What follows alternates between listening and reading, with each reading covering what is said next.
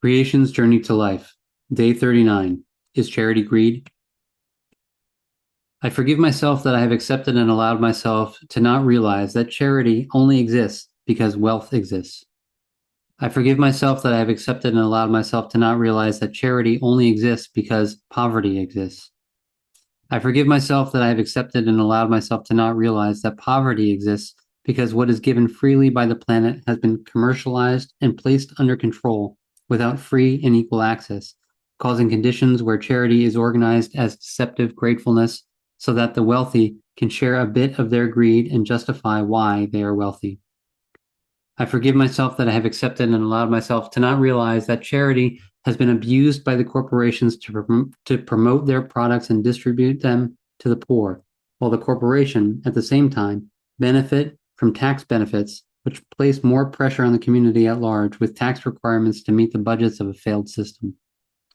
I forgive myself that I have accepted and allowed myself to not realize that religion is a failed system which funds itself through charitable gifts from the community without ever bringing any change or benefit that will change the world to where charity no longer exists.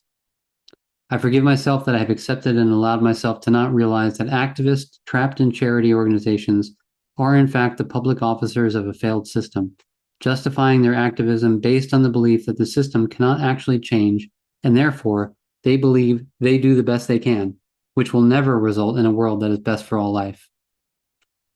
I forgive myself that I have accepted and allowed myself to not realize that charity is used by the dishonest ego to feel better about the many daily dishonesties that are required from each human to function and be part of a failed system.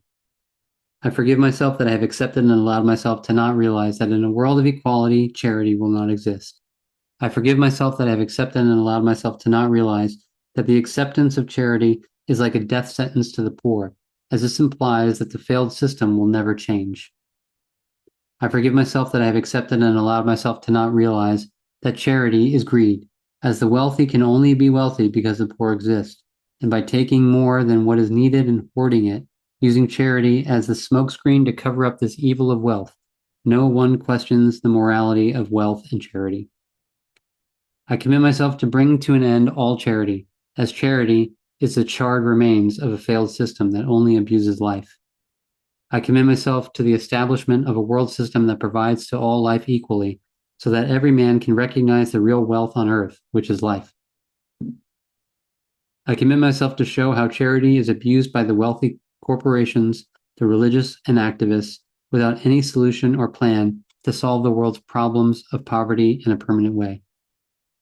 I commit myself to show that no rich man that profits without bringing about a system of equality will enter into life.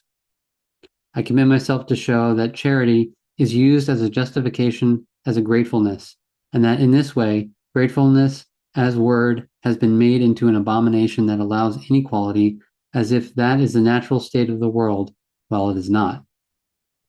I commit myself to show that charity is a criminal act that condemns the poor to a life of failure and early death because the charitable will not give up their control and will justify the abuse through supporting a failed system in spite of the clear certainty that the system has failed. I commit myself to question the integrity of activists and to remind activists that activism should be about a new world system that is best for all life always, and that any activist that cannot stand for what is best is in fact only an extension of the system of greed that has failed life in every way.